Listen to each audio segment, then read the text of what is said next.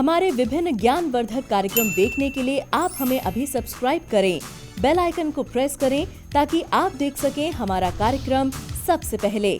और अधिक जानकारी के लिए फेसबुक पेज को लाइक करना न भूलें।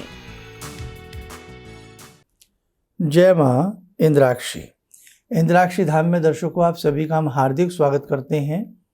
आज सर्व पितृ विसर्जनी अमावस्या है। आज का ये दिन बहुत महत्वपूर्ण है अपने पितरों से आशीर्वाद प्राप्त करने का। आइए पहले आज का हम पंचांग देखते हैं, फिर हम आगे की चर्चा करते हैं। 6 अक्टूबर सन 2021 दिन बुधवार, आश्विन माह, कृष्ण पक्ष, संवत 2078, तिथि अमावस्या, नक्षत्र हस्त, राहु काल 12 से 1:30, दिशा शूल उत्तर पूर्व दिशा। देखो, अपने पितरों के प्रति श्रद्धा भावना जितनी आपके मन में रहेगी उतना ही आपके पितर आपसे प्रसन्न रहेंगे। श्रद्धा से श्राद्ध उत्पन्न होता है। और ये भी ध्यान रखना, जो हमारे पितर होते हैं वो बहुत शीघ्र हमसे प्रसन्न हो जाते हैं और बहुत ही शीघ्र वो हमें विशेष प्रकार के अनुदान और आशीर्वाद प्रदान करते हैं। प्रेत योनि अलग होती है, पितृ योनि अलग होती है। हर परिवार में समय समय पर ऐसे किसी न किसी पीढ़ी में पितृ जरूर होते हैं जो बहुत ही भक्ति में, भावनाओं में लीन होते हैं और जिन्हें पूरा समाज ये कह देता है कि भाई इनको मोक्ष की प्राप्ति होगी, ये इनको अलग ही कोई आनंदित कुल योनि मिलेगी। तो कहने का भाव, हमारी जन्म जन्मांतरों की पीढ़ियों में ऐसे ऐसे पितृ हैं कि आप पूछिएगा मत। जब हम अपने पितरों का तर्पण श्राद्ध करते हैं, उसमें जो देव योनि हैं और ख़ास तौर से ऋषि, वो भी हमारी विशेष प्रकार की सहायता और मदद करते हैं। ये सब्जेक्ट यूँ तो बहुत विस्तारित सब्जेक्ट है, बहुत लोगों को समझ में नहीं आता कि जब संसार से व्यक्ति चला जाता है तो वो पितृ कैसे बनता है, जब आत्मा कहीं जन्म ले लेती है तो फिर श्राद्ध का क्या औचित्य है। बहुत सारी इसमें बातें हैं।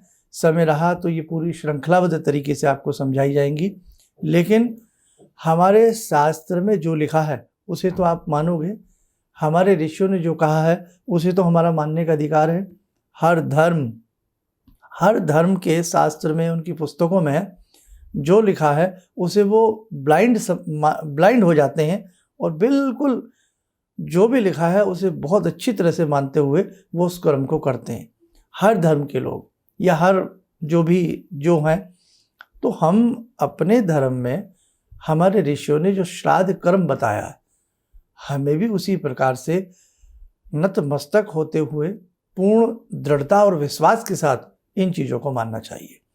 वैसे तो निर्णय सिंधु के अनुसार श्राद्ध अनेक प्रकार के होते हैं, लेकिन आज एक ऐसा दिन है जिसमें जिनकी तिथि आपको याद ना रही हो या जिन्होंने अब तक अपने पितरों के निमित्त कुछ ना किया हो या इस बार कुछ ना किया हो, तो वो आज के दिन जरूर करें।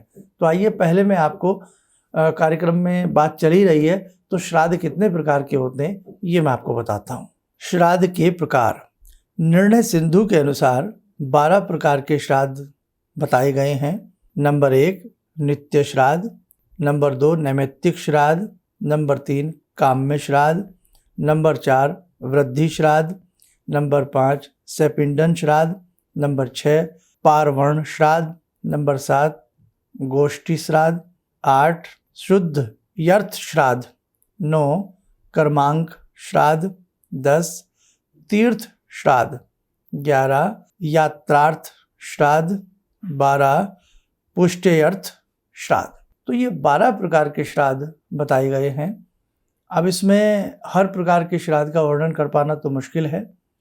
काम्य श्राद्ध भी होते हैं, तीर्थ श्राद्ध भी होते हैं, यात्रा श्राद्ध भी होते हैं। बहुत सारी ऐसी चीज़ें हैं जो मेरे ख्याल से हमारे अनेकों ऐसे साधक होंगे, दर्शक होंगे जो इन सब चीज़ों से, इन सब बातों से अछूते हैं।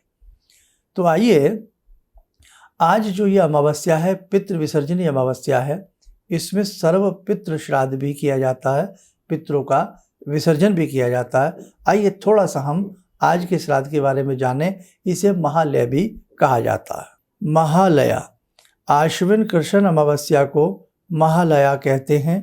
जो व्यक्ति पितृपक्ष के 15 दिनों तक श्राद्ध तर्पण आदि नहीं करते हैं, वे अमावस्या को ही अपने पितरों के निमित्त श्राद्ध आदि संपन्न करें।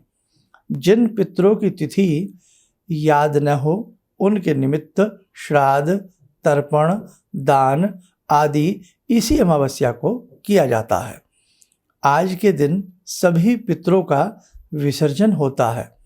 अमावस्या के दिन पितर अपने पुत्र आदि के द्वार पर पिंडदान एवं श्राद्ध आदि की आशा में आते हैं। यदि वहाँ उन्हें पिंडदान या तिलांजलि आदि नहीं मिलती है तो वे रुष्ट होकर चले जाते हैं। अतएव श्राद्ध का परित्याग न करें, पितरों को संतुष्ट अवश्य करें। विद्याशील एवं सद्गुणों से संपन्न ब्राह्मणों के द्वारा श्राद्ध संपन्न करें। लंगड़ा, काना, अंगहीन एवं अधिक अंग वाला ब्राह्मण श्राद्ध में निषिद्ध है। श्राद्ध कर्म में केवल श्वेत पुष्प काम में लेना चाहिए। समस्त रक्त पुष्प, लाल पुष्प वर्जित हैं। श्राद्ध के समय आंसू आने से पाक प्रेतों को, यानी कि जो हमने उस दिन की रसोई बनाई है वो रसोई प्रेतों को प्राप्त होती है। क्रोध से शत्रुओं को, असत्य भाषण के साथ अगर हम पाक परोसते हैं तो कुत्तों को प्राप्त होती है। पाँव स्पर्श होने से, भोजन के ऊपर पाँव यदि स्पर्श हो जाता है तो वो राक्षसों को, और पाक को यदि उछालते हुए बनाते हैं या कुछ ऐसा उसमें होता है तो वो पापियों को प्राप्त होता है, मिलता है। कहने का भाव बहुत छोटी छोटी बातें हैं जो श्राद्ध में हमें श्रद्धा के साथ याद रखनी चाहिए। इसलिए जिन्होंने अब तक कुछ ना श्राद्ध के निमित्त किया हो अपने पितरों के लिए, आज पितृ विसर्जनी अमावस्या है, जरूर करें। शाम को अपने पितरों के नाम से हाथ जोड़ें, जो भूल चूक हो गई हो उसके लिए क्षमा प्रार्थना करें। और विसर्जन, यानी कि अगर विसर्जन करना आता है तौर तरीके से, विधि विधान से, तो कर लें। नहीं तो उसमें यही है कि मेरे जितने भी ज्ञात अज्ञात पितर हैं, मुझसे कोई भूल चूक हो गई हो मुझे क्षमा करना, और जैसा मुझसे श्राद्ध बन पड़ा है उसे आप स्वीकार करें। जाने अनजाने में मुझसे कोई भूल चूक हो गई हो तो हे मेरे पितृदेव मुझे क्षमा करना, और आप अपने अपने स्थान को विराजें। ये पितृ विसर्जनी अमावस्या में हमें अगर ऐसा बोल देते हैं तो बहुत अच्छा रहता है। नहीं तो सिंपल तरीके से किसी ब्राह्मण को बुलाकर भी आज का ये मेन मुख्य जो श्राद्ध है वो किया जा सकता है। और जिन्होंने इन तिथियों से पहले अपने अपने हिसाब से अपने पितरों का श्राद्ध किया हो तो आज के दिन कुछ ना कुछ दान पुण्य अपने पितरों के प्रति हमें ज़रूर कर देना चाहिए। चाहे हम गौशाला में जाकर के अधिक से अधिक चारा, गुड़ आदि उनको दे दें, पक्षियों को दाना डाल दें, गरीबों में भोजन बांट दें, फल बांट दें। किन्हीं भी साधु सन्यासियों को, गरीबों को हम वस्त्र कंबल आदि भी आज के निमित्त दे सकते हैं। बस कहने का भाव जितना आज के दिन आपसे अच्छा बन जाए आप करिएगा। आज के दिन पितृ गायत्री यज्ञ करना भी बहुत श्रेष्ठ रहता है। पितृ गायत्री मंत्र पढ़ना भी आज के दिन बहुत श्रेष्ठ रहता है। और ये दिमाग से निकाल देना कि श्राद्ध में या अमावस्या के श्राद्ध में हम कोई पूजा नहीं कर सकते, घर में जोत नहीं जला सकते, मंदिर नहीं जा सकते, ये बिल्कुल अफवाहें हैं। और हमें अपने अच्छे कर्म से कोई ना कोई ऐसी चीज़ें होती हैं जो हमें रोकने का प्रयास करती हैं। देखो, श्राद्ध की बात चली है, पितरों की बात चली है, जहाँ भगवान शिव की गोदी में सबको समा जाना होता है। आइए 2 मिनट के लिए जुड़ें आज की ध्यान साधना में भगवान शिव से। ओम आत्मा त्वं गिरिजामति सहचरा प्राणा शरीरं गृहं पूजा ते विषयोपभोग रचना निद्रा समाधिस्थिते संचारा पदयो प्रदक्षिण विदेः श्रोत्राणि सर्वागिरो यद्यात् कर्म करोमि तद्दखिलं शम्भोस्तवाराधनम् चन्द्रोद्भासित शेखरे स्मर हरे गंगाधरे शंकरे सर्पे भूषितकण्ठकर्णविवरे नेत्रत्ववे स्वानरे दन्ते त्वकृतसुन्दरां वरदरे त्रैलोक्यसारे हरे मोक्षार्तिं कुरु चित्तवृत्त्यमचलं मन्येस्तु किं कर्म वे वन्दे देव उमापतिं सुरगुरुं वन्दे जगत्कारणं वन्दे पन्नगभूषणं मृगधरं वन्दे पशूनां पतिं वन्दे सूर्यशशाङ्कवह्निनयनां वन्दे मुकुन्दप्रियं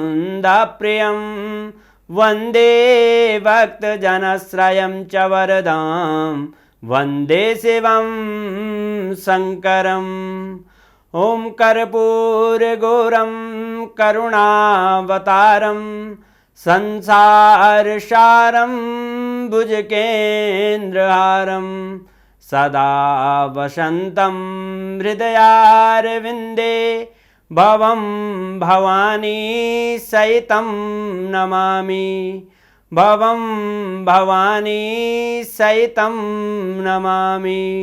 कवच बना लें, ध्यान करें, शिव शंभू का शुभ आशीष हम सब के ऊपर बरस रहा है।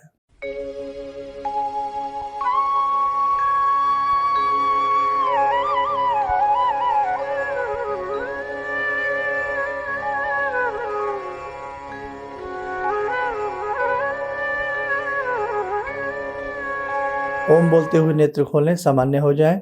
और इसी के साथ ये भी ध्यान रखें, कल प्रथम नवरात्र है, आश्विन मास का नवरात्र है, काफ़ी बड़ा नवरात्र माना जाता है।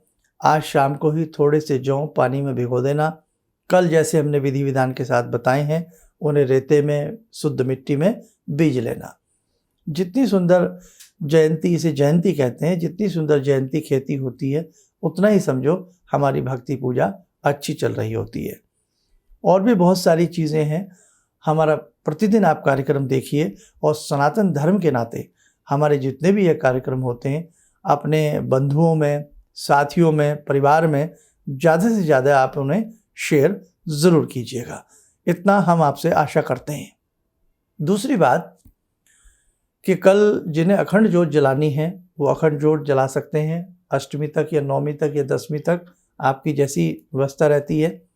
नहीं तो पाठ के समय के ही हिसाब से आप भगवती की ज्योत को जरूर जगाएं। और अच्छे से नवरात्र करें। जो व्रत नहीं रख पाते हैं तो कोई ऐसी बहुत बड़ी बात नहीं है, बस अच्छे से आप पूजा पाठ कर लेना। नहीं तो जोड़ा व्रत रख सकते हैं, पहला व्रत कल का, और यदि अष्टमी करते हैं तो सप्तमी का, नौमी करते हैं तो अष्टमी का, यानी कि पहला और आखिर का भी व्रत रख करके जोड़ा किया जा सकता है। नवरात्र की पाठ विधि और कौन सा विशेष मंत्र कैसे करना है वो हमने 2 विशेषांक बनाए हैं, विशेष मंत्र का और पाठ विधि का। वो आप हमारे फेसबुक पेज पर भी और साथ में आप यूट्यूब पर भी दोनों की दोनों चीज़ें देख सकते हैं। आप स्वस्थ रहें, सुखी रहें। इन्हीं शुभकामनाओं के साथ हम अपनी वाणी को विराम करते हैं। जय माँ इंद्राक्षी। जी, मेरा नाम रवि कुमार सिंह है। मैं छत्तीसगढ़ रायपुर से हूँ। मैं गुरु दीक्षा भी लिया हूँ। इनके बताए मार्ग पर चलने की प्रयास तो पहले से भी कर रहा हूँ और आगे भी करता रहूँगा। और मेरा लोगों से यही कहना है कि इनके बताए मार्ग पर चलें। ऐसा इसलिए कि सच के मार्ग पर चलने वाले बहुत कम लोग मिलते हैं। ये सिर्फ कहते हैं भगवान से जुड़ो और साधना करो, और भगवान से बड़ी शक्ति तो कोई नहीं है। गुरु, गुरु के बाद भगवान, गुरु, माता पिता और भगवान, ये 3 चीज़ को अगर हम लोग अपना लें अपने जीवन में तो फिर नहीं लगता है कि हमें किसी की ज़रूरत पड़े। हमारे लिए तो बस अब जो भी हैं सो गुरु जी ही हैं। किसी भी समस्या के समाधान के लिए मिले प्रसिद्ध हस्तरेखा एवं वास्तु विशेषज्ञ प्रोफेसर धर्मेंद्र शर्मा जी से। नोट: शिविर में भाग लेने हेतु एवं व्यक्तिगत रूप से मिलने के लिए कॉल करने का समय सुबह 10 बजे से शाम 6 बजे तक। हमारे विभिन्न ज्ञानवर्धक कार्यक्रम देखने के लिए आप हमें अभी सब्सक्राइब करें, बेल आइकन को प्रेस करें ताकि आप देख सकें हमारा कार्यक्रम सबसे पहले। और अधिक जानकारी के लिए फेसबुक पेज को लाइक करना न भूलें। निज